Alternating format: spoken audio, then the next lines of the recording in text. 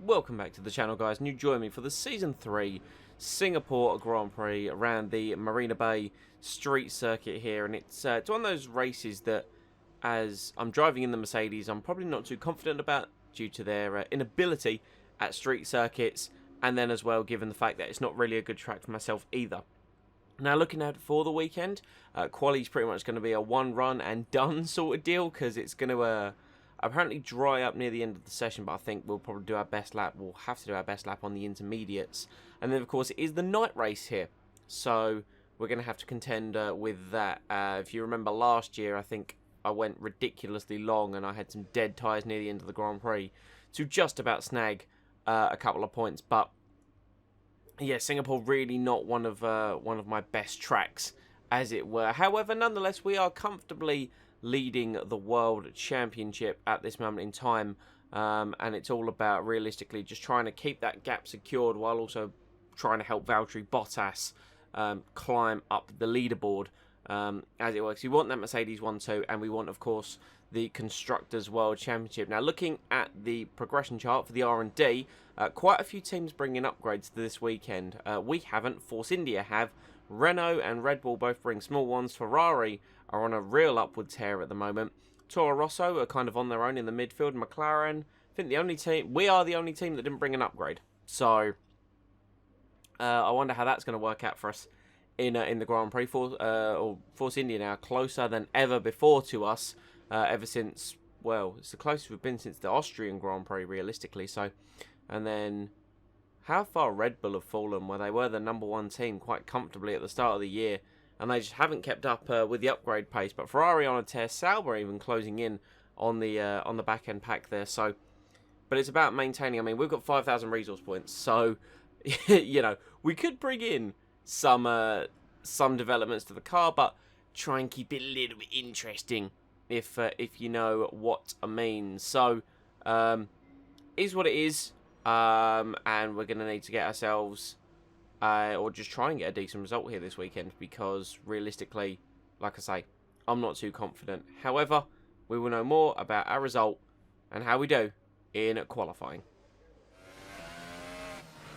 So you can see now, as I mentioned, very wet, very slippery, and all in all, just not a fantastic environment to be in, especially in the rain.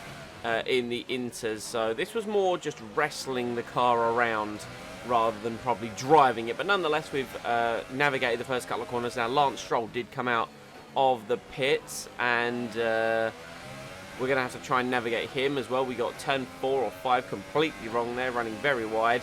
I'm not expecting the greatest lap in the world due to my wet weather performance. We're already 7/10 down on the Renault of Daniel Ricciardo, and you see what I mean by absolutely just fighting the car through the 90-degree left-hander. So now we get the slow technical section, where hopefully extra downforce should try and keep the car in place. That's kind of what I was hoping for. I've just lumped it all on with a bunch of downforce, and we'll sort of see how that works out. It's done quite well for us before in wet weather conditions, although that being said, we are in for a dry race, but navigating the old, or the Singapore Sling, what used to be the old Singapore Sling, to what we've got now, across the bridge and into the hairpin, where Massa did that ridiculous overtake those years ago, where he was just throwing the car left and right, as we now move on to the closing section of the lap underneath the grandstand here, and then coming through the final chicane and then up to the double left-hander. You can see it's quite comical to watch it back, actually. I'm really out of control at this point, but through the double left-hander, just pump the power on when I can, run ridiculously wide across the line.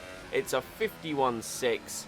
It's not great. It's currently P5, but we did that lap in the middle of the session. Cars are likely to improve. Let's just get into the race and see what we can do.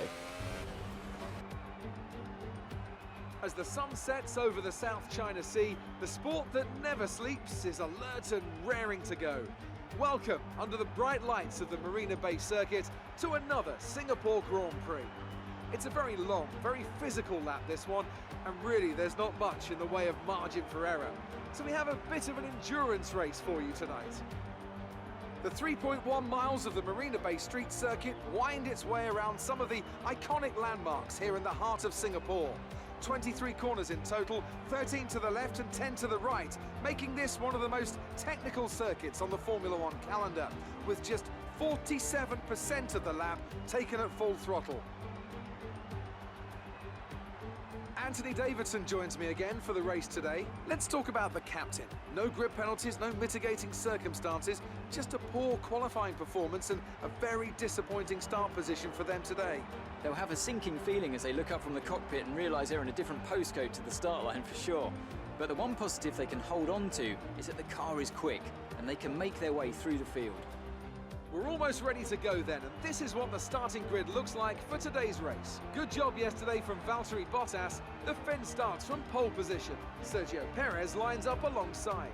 Looking down the rest of the grid, we have Ricciardo, Verstappen, Esteban Ocon and Hülkenberg, Vettel, Sainz, Raikkonen and Pierre Gasly, Alonso, Hartley, Charles Leclerc and Stroll, Sirotkin, Van Dorn, Kevin Magnussen and Roman Grosjean, Ericsson and the captain.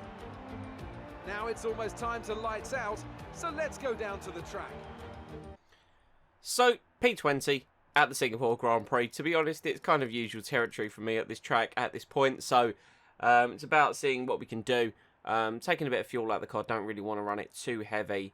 And thinking about strategy, we're probably best off going to try and do a one stop. So we're going to start on the soft compound tyres and then run to ultra softs at the end. So it's going to be a struggle early on because I think guys aren't going to be running the soft tyre in the opening phase of the race, but we'll see what we can do as we build with the 5 red lights at the Singapore Grand Prix.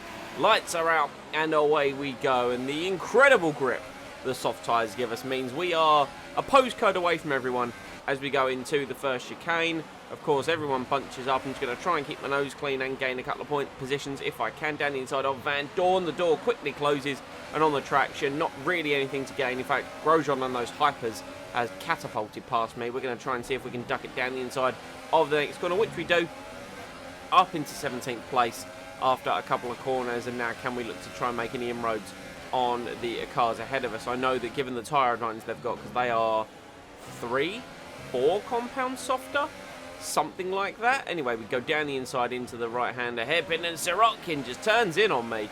And that's actually recost me the place that I had made up to Stoffel Van Dorn. And unfortunately, the only real overtaking place on this track, unless you're following really closely, is down the straight into the left-hander at the start of Sector 2 as we run very wide through the Singapore Sling, and we just about fend off Romain Grosjean. But Bottas leads the way at the end of lap 2. He's in the 37s, and let's see what kind of lap times we're doing down here in 17th place, because we haven't been able to encroach on Van Dorn in any way, taking a unique line through the final corner. We are in the 40s. We are 3 seconds slower than my teammate, and that is that's just what I want. But we're closing up to the back of Big Stoffel Van Dorn, and hopefully we're going to be able to get some slipstream, and of course DRS now made available. We just need a good run through this particular corner, and I've hit the wall on exit, so that's fantastic. That's going to help me in a straight line. We've turned everything up. We have got a few issues though with MG UK deployment.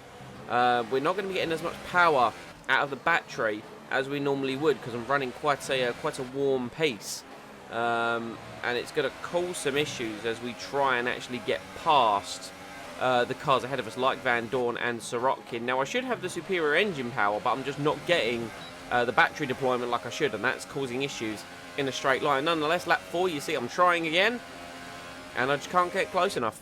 So realistically, this now needs to fight about who's quicker in the corners and coming up with a more unique line, apparently, as I'm trying desperately to close up to the back of the McLaren. But yeah, you can see it again. I'm just flicking through, and the MG UK really not looking too hot, unfortunately. And of course, I think wear on controlled electronics is probably not going to help out with that, because it's going to be bringing down every other part in the engine. You can just hear something at low speed rattling as well. So I had some concerns around the car and the performance, and as such, I'm actually going to take the executive decision. Disappointingly, I'm going to box this lap and retire the car. I don't see the point in pushing it for another 31 laps for potential damage to any kind of components I can use later on. So I'm retiring, and we're out of the Singapore Grand Prix. I can see them on their way out to the podium now. Force India have really come a long, long way in this sport. And what a special race this was to see them earn that top spot.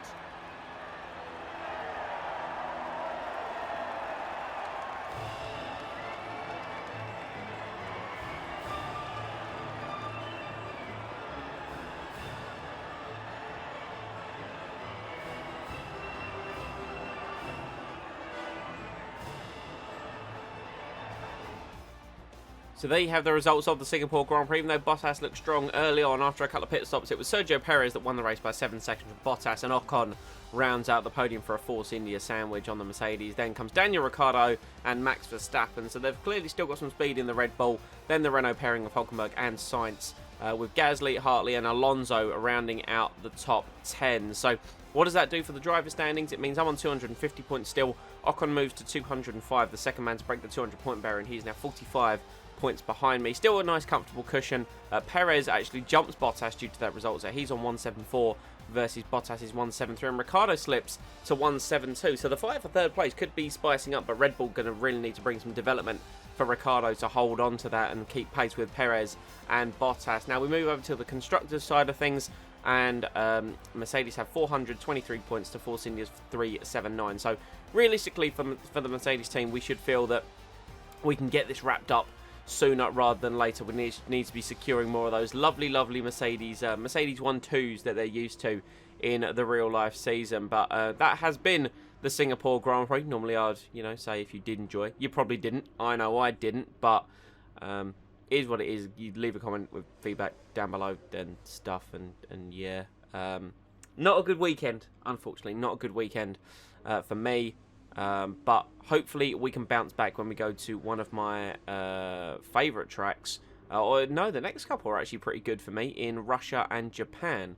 So hopefully we should have some more luck in those sort of places. I know that's where, when I was on a lull of form in Force India in Season 2, that's where we bounced back and got a big win at Russia. So hopefully that can happen. And then, of course, we go on to Japan. So, and of course, the closer we get, and as long as we keep outscoring Esteban Ocon, with the less races that are left, the closer we get to winning the championship. So if you do want to be kept up to date with the content that comes to the channel, please remember to hit subscribe and enable them notifications, and I will see you all next time.